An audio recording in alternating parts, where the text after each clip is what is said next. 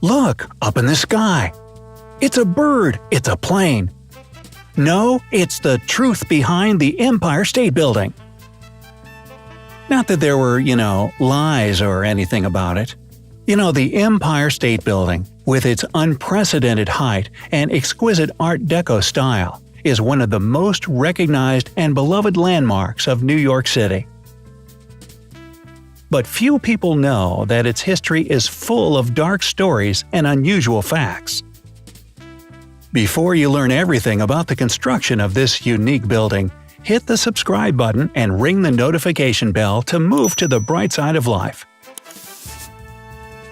And now, let the time travel begin.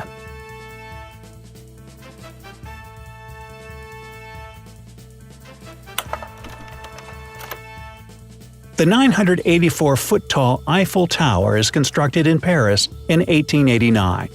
Naturally, this challenges the Americans to create an even taller structure. That's why the beginning of the 20th century witnesses a great skyscraper race. In 1909, the Metropolitan Life Tower gets the title of the tallest building in New York. Its height is 700 feet.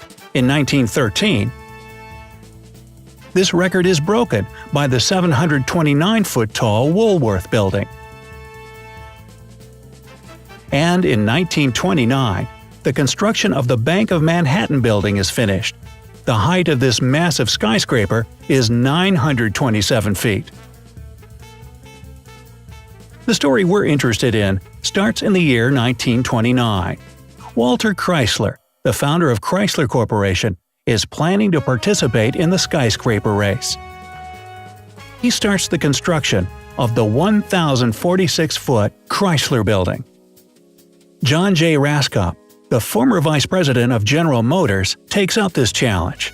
Together with his partners, he purchases a piece of land on 34th Street. It costs him $16 million. After that, things start to develop at lightning speed.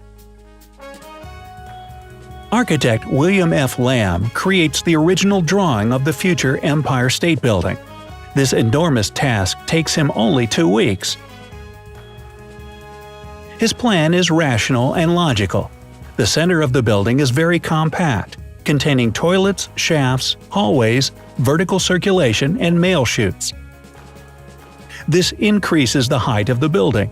At the same time, it decreases the number of elevators and the size of the floors.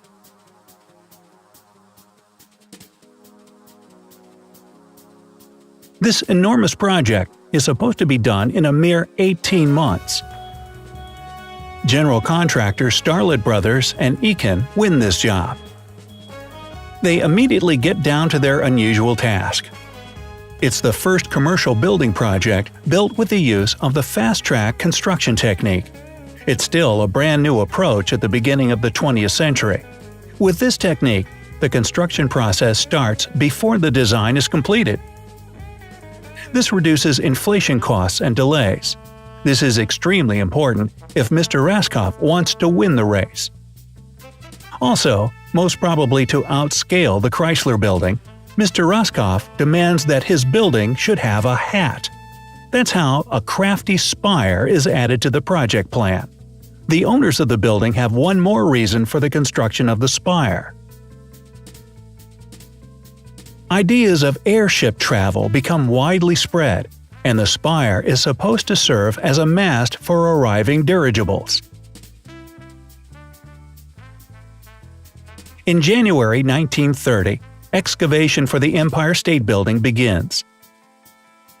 Simultaneously, contractors demolished the original Waldorf Astoria Hotel, which was the previous occupant of the site. Day and night, 2 shifts of 300 builders dig through the hard rock and create the foundation. In March 1930, they begin construction of the steel skeleton. The speed at which the frame of the future skyscraper rises is incredible, 4.5 stories every week. This project becomes a model of efficiency. The contractors and engineers create different innovations that save money, manpower, and time. 60,000 tons of framework steel is manufactured in Pittsburgh and brought to New York by train, truck, and barge. This is organized in such a way that workers can put all the parts in place within 80 hours after delivery. This process is documented by photographer Lewis Hine. The man has a difficult task at hand as he needs to capture how the builders do their work at incredible heights. That's why Hine takes photos from a special basket. It swings approximately 1,000 feet in the air. Lewis Hine is hired to document the biggest benchmarks of the construction. Luckily for us, he also focuses on the simple men who are creating this masterpiece. The outside of the building is quickly growing. At the same time, electricians and plumbers start to install the internal filling of the building. Everything is finely tuned, and it creates the impression of the building being constructed on an assembly line.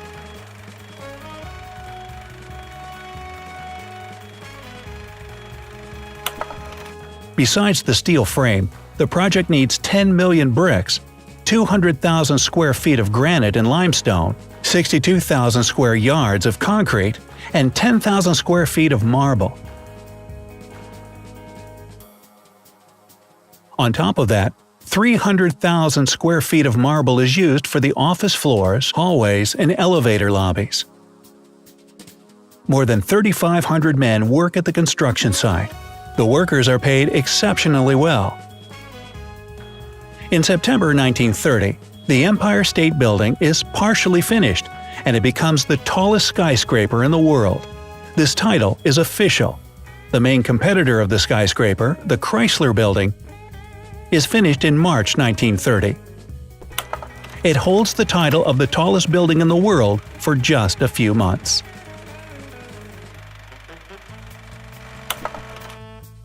The Empire State Building is completed on April 11, 1931, well ahead of time. Instead of the planned 18 months, the construction process takes only 15. Final construction costs are $24.7 million instead of the expected $43 million. Only 5 workers lose their lives in the process. In short, the construction is a huge success. The building, crowned with its mighty spire, rises proudly to a height of 1,454 feet. President Herbert Hoover officially opens the Empire State Building on May 1, 1931. This skyscraper remains the tallest building in the world for 40 years, until the construction of the World Trade Center towers.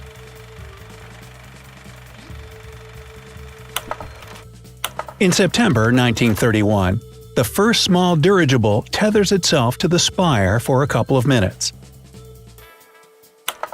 A few weeks later, a blimp drops a pile of newspapers on the roof for the sake of publicity. Unfortunately, these are the only airships that will ever get close to the spire.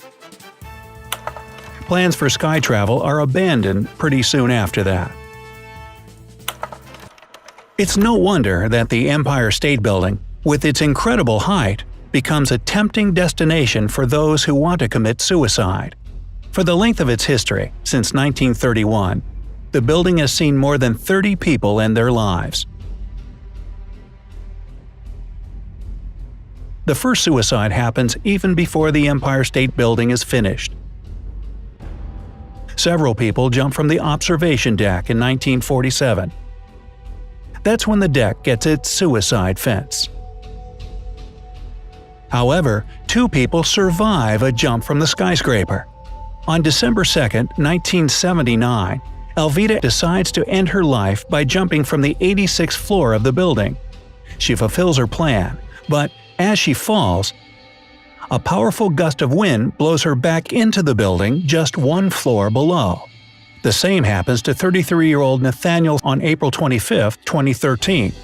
He lands on a ledge of the 85th floor after jumping from the observation deck.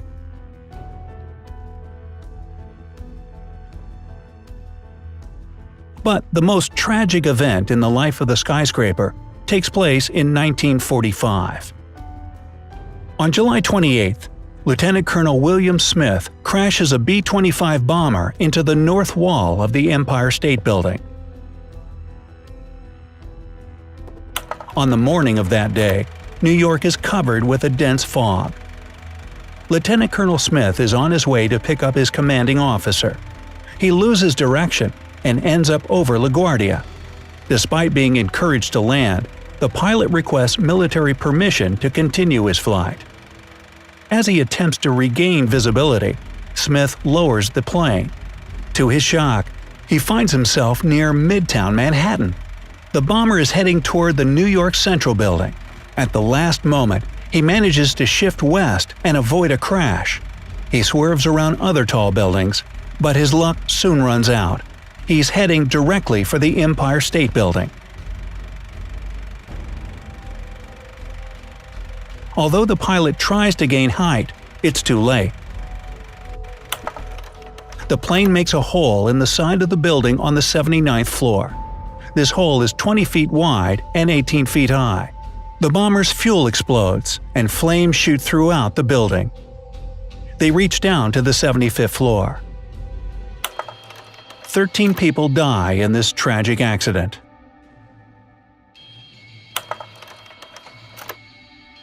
So, what impressed you the most about the Empire State Building? Have you ever taken in the sights from the top of this magnificent building? Write about your thoughts in the comment section below.